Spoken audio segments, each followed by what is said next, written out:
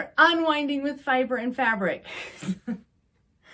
Yesterday, you would have watched me spinning this wonderful Corriedale fleece, but I was spinning it from a hand-picked cloud of fiber. I decided it needed a little more preparation, and so yesterday, after wrapping up the video, I pulled out my new hand cards that my husband made me, and I finished carding up this fleece so that it's a little bit more fluffy and open and ready to spin.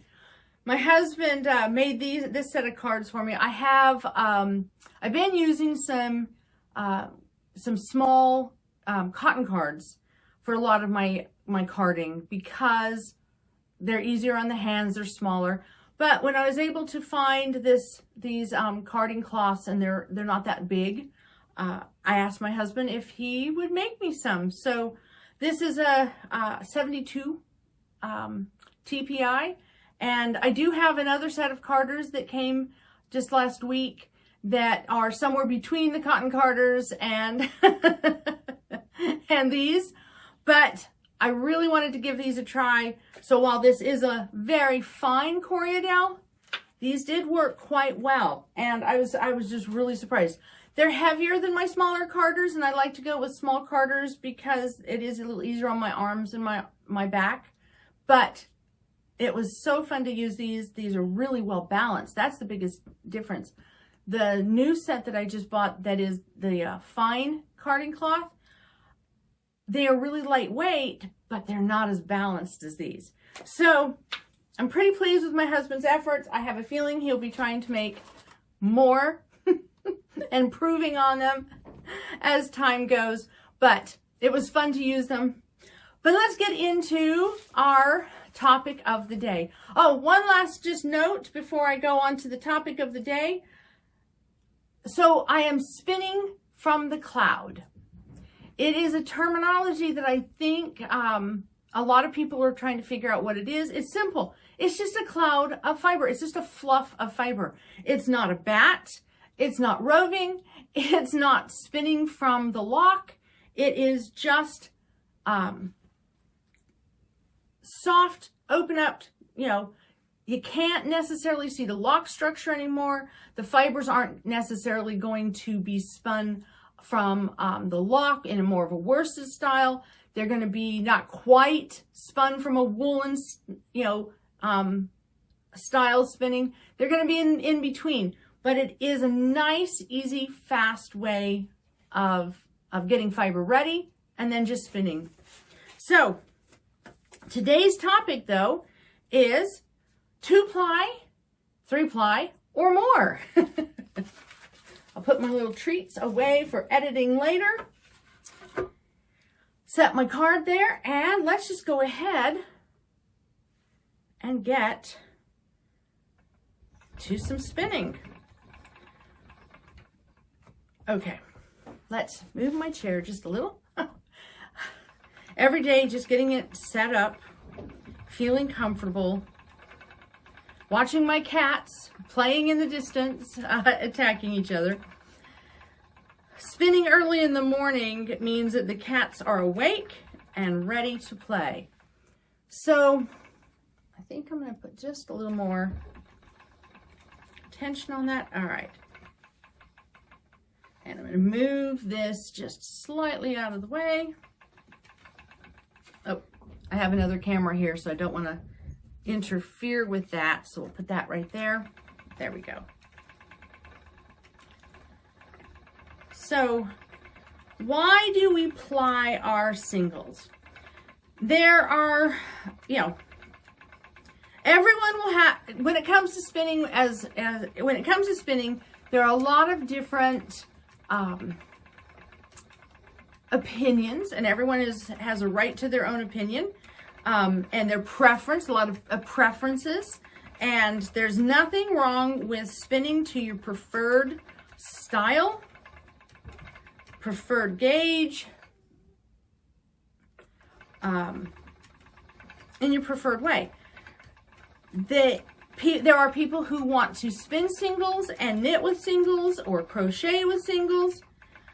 I find that and when it comes to weaving, certainly weaving with singles is, you know, is quite the thing. When I was early in my spinning, before anyone had tried to tell me the misinformation that you can't weave, you can't warp a loom with your single yarn, single ply yarn, I spun up some warp yarn for my daughter to use. So I was well aware that you could warp with singles. So later on, I heard that there was this myth that had been going around, this terrible misinformation that you couldn't warp a loom with single yarn. It's a myth. It's a myth that only, I think, could derive from somebody who didn't think their hand-spun yarn was going to hold up well. But it certainly is not something I would try to do if I was spinning a single of Moreno. But the let's see, Corriedale Lincoln Cross fleece that I spun up so that my daughter could weave a project certainly had enough staple length, it had enough twist in it, and it wove up beautifully, both in the warp and the weft. There were only a few times that she had some breakage issues, but that was more due to her mother's still learning stages of spinning. And when I say learning stages of spinning, I mean, it was very consistent. It was, I still use a bunch of, I spun up way more than was needed. Figuring out a calculation was calculating how much yarn she was going to need was not in our knowledge base for either one of us at the time. So I had a lot of singles left, and I use them all the time. Yesterday I talked about helping a beginner by giving them a pre-spun single. I have used those pre-spun singles to help my kids learn how to spin, to ply up more creative arty yarn during a Tour de Fleece in the past, when I've had a really beautiful, beautiful single that I wanted to highlight its color and its fluffiness and its fineness without actually plying it with itself. I've used one of these wool singles that I did all those years ago. So the funny thing though is, in a recent video I shared where I was trying to use up some oops spinning. And I had forgotten that back then I was spinning opposite of how I spin now today. I always get confused. I always forget, even if I have notes right in front of me, as to spinning S versus Z. So I'm not going to confuse myself right now. It will be discussed later. But if you have a chance, you can go back and look for my oops, my impromptu spin and my oops yarn, and you'll be able to see me talk about it and hear me talk more about it there. But back onto plying. So there is a place for singles. Knitting a single, if you want to see some examples of singles being knit up into swatches, don't want to swatch necessarily yourself as much, I will highlight, that's, okay, so I am a little bit, there we go. I will highlight this book. Let me pull this forward. It is a very good book when it comes to a lot of beginner information. Excellent swatching though. So I do recommend it. I recommend if you're looking for a one-stop initial type go-to place, it's a good place to start. It's actually one of the newer books in my collection, but when I compare it now, So what I will say is that if you're looking to prepare your own fleece, if you're looking to do much more rustic, there are some other books that might be greater information, but that one is still in publication. You don't have to necessarily search for a used copy. It is available both in a Kindle version. It is available in a hardback version. It has excellent photos. You can tell it is put together by someone who understands the publication of crafts, and that's the background of the author. And it has a lot of really good information. And I'm not being promoted to say this, or in any way, shape, or form. I just found that as far as a visual tool, as far as a basic tool, it really hits the mark. And in it, it shows you what swatches will look like if you use a single, if you weight down an over twisted yarn. A lot of the stuff that we run into, especially as we're beginning, a lot of the advice that we get that can sometimes be a little erroneous can be dealt with in that book. So I'd say it's a good place to start. But if you're really interested in making fun yarns, really getting into the different plies and different types of plying, in essence the topic of today, I would suggest that book. This book is really absolutely excellent in showing the swatches, in showing everything from boucles to cable, cords? Now I've lost the term. Just the various different types beyond the 2-ply, beyond the 3-ply. So if you're interested in creating unique yarn, I recommend that book. I will try to remember to put their information in the description below. I do always try to put information in my descriptions whenever possible. So check that out. But keeping things simple, why do we do a 2-ply yarn? Well, as opposed to a single. The main reason is that when we ply the yarn, the twist that we put in the single gets balanced, or at least that's the goal, gets balanced with the twist that we put in the ply. It holds the 2 singles together, or the 4 singles together, or the 3 singles together. It holds the singles together, and it can help produce a balanced yarn. And a balanced yarn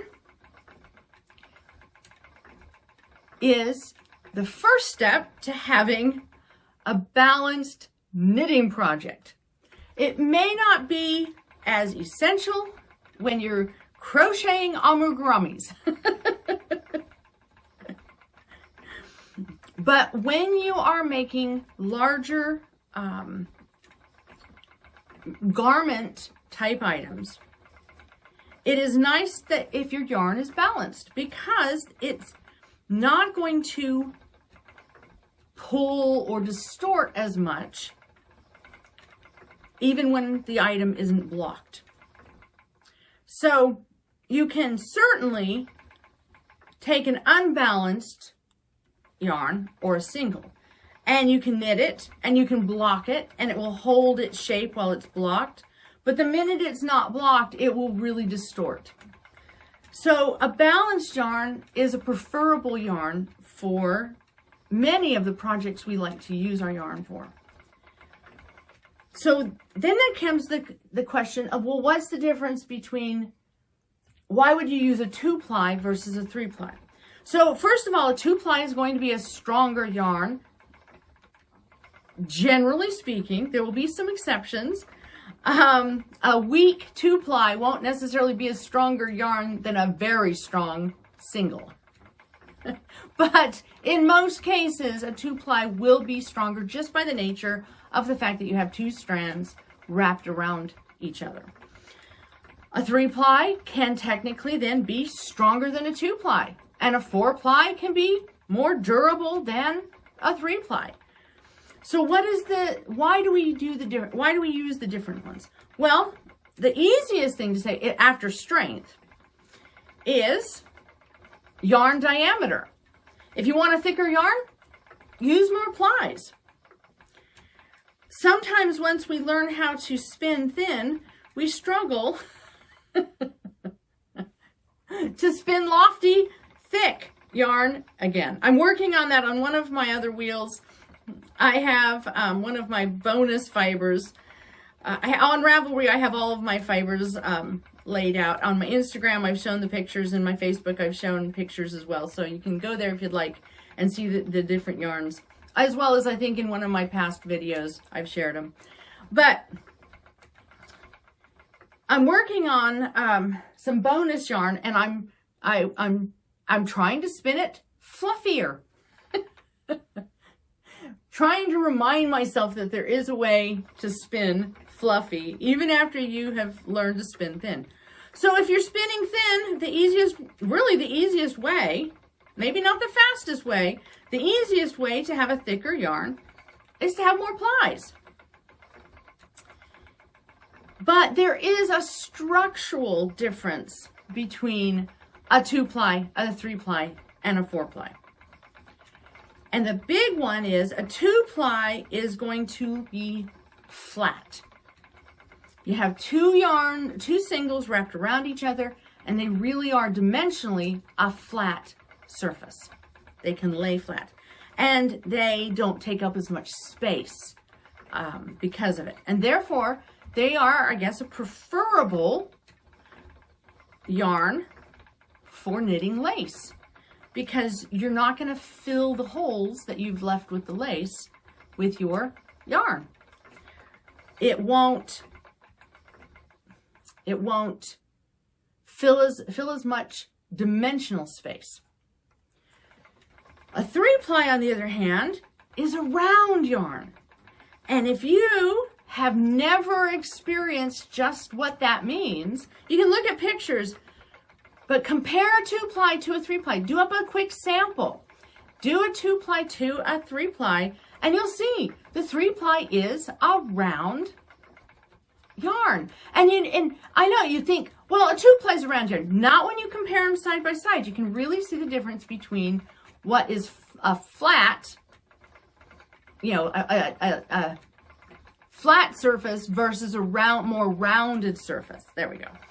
So a 3-ply is really preferable, I guess. I say I guess because I've done only a tiny sample of, and actually, no, I take that back. I have never done cable knitting. But both of my children have, and both of my children have done cable knitting with some of my hand spun yarn. And something that I read asking the question, well, why 2-ply versus 3-ply? Why 3-ply versus 2-ply? Was that for cable yarn, you like having a rounded yarn because it makes the cables more defined. Okay. Not being somebody who is a cable knitter, I kind of had to trust it until I saw it, and then I could see the difference. So a 3-ply is really good for that. A 3-ply is a good sock yarn because it has the extra durability of having the 3-plies versus just the 2. You have more strands of fiber that are entwined, making them stronger. Like when you were a kid, somebody talked about if you took one stick and you put it in your hand, like chopsticks. You can take chopsticks. I think we were just outside picking up sticks in the ground. But if you take a chopstick and you put one in your hand, in your hands, you can break it easily. However, if you put 2 chopsticks together, it gets harder to break them. If you put 3, it becomes harder to break them, even more so. And so the more we ply, the more fibers that we are twisting around each other in opposition in the ply, the more strength, the more longevity the yarn will have. So it makes a better sock yarn. I know that there have been some people, I've watched some different videos, seen some discussion, read some articles that talked about, is there a difference between traditional 3-ply where you have 3 bobbins of fiber that you're, three separate singles that you're plying together, or a chain ply in which, much like crochet, you're making loops and chain plying and getting 3 plies together. And overall, it seems that there isn't a lot of difference in the final yarn. I think the assessment, one of the people one of the spinners that I watched talked about was that, and this makes sense, if your strand starts to fail due to a weakness in the strand, with a chain ply, that weakness is now the whole structure of that part of the yarn.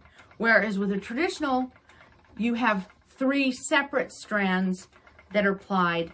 If one of them fails due to a weakness, the other 2 may have greater durability. So that's what I know about, sock yarn. My experience knitting socks, I'll just say my experience knitting, I've been knitting forever, but I have only dabbled in some of making socks and things of this nature, because other than as slippers, we just don't tend to wear handmade socks. My daughter loves wearing handmade socks as slippers, but she also knits up her own socks. So there's not been as much of a need. And I am actually moving towards wanting to knit up some more socks this upcoming year with my own hand spun rather than commercial sock yarn. And I'm hoping to do so because I actually want to start playing around a little bit more with intentional felting. Yes, hopefully something that I'll be able to vlog about in the future. So I would think that certainly a 3-ply yarn knit into a sock with the intention of slightly felting it, you'd have a pretty stable item. So why 4-ply? Why more than 4-ply? The main reason is because you want a thicker yarn. You want volume, but you want stability. So the thing that happens when you spin, and you spin a really thick, fluffy yarn, that really thick, fluffy yarn is beautiful and soft, but there's not a lot of fiber stability. The yarn might pill more. So depending on what you're using it for, depending on what its wear is going to be, you might find more plies, less fluffiness, is more durable. Now, if I'm going to try to felt something, I can tell you the more densely spun, the little bit harder it is to get it to felt. Worsted fibers, worsted spun yarn takes a little bit more effort. Now, a lot of felting depends on the fiber itself.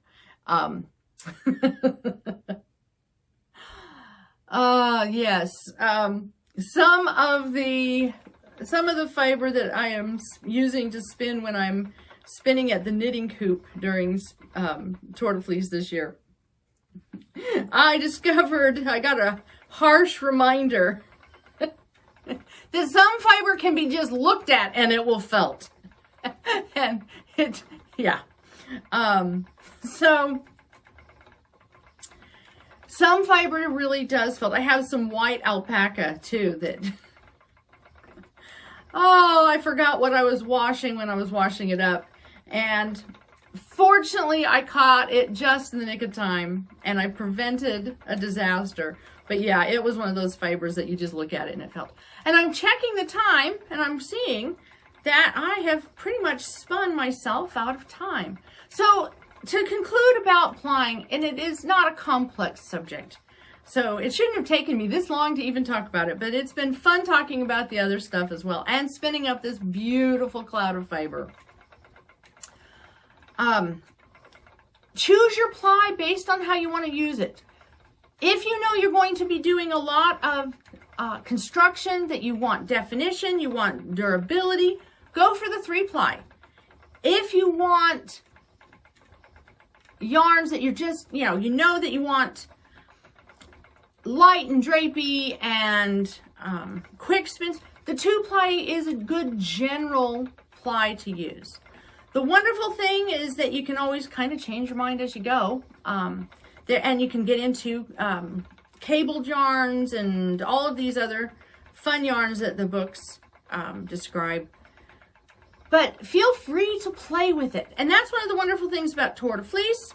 On those challenge days, consider challenging yourself to try a different type of ply. Don't feel like you have to do 4 ounces of it. Take 2 ounces of fiber, divide it into half, or 3 ounces of fiber and divide it into thirds. Start there, do a sample, have fun, and see what you like. Because we can look at the swatches and samples in these books to our heart's content, but they will never quite be as good as a sample in our own hands. So that is my message and video for today. I hope that you've enjoyed it. I hope that I have been coherent. I'm getting accustomed to some early mornings again, and it's taking a little bit. But let's wrap this up, and I will see you tomorrow. Happy spinning!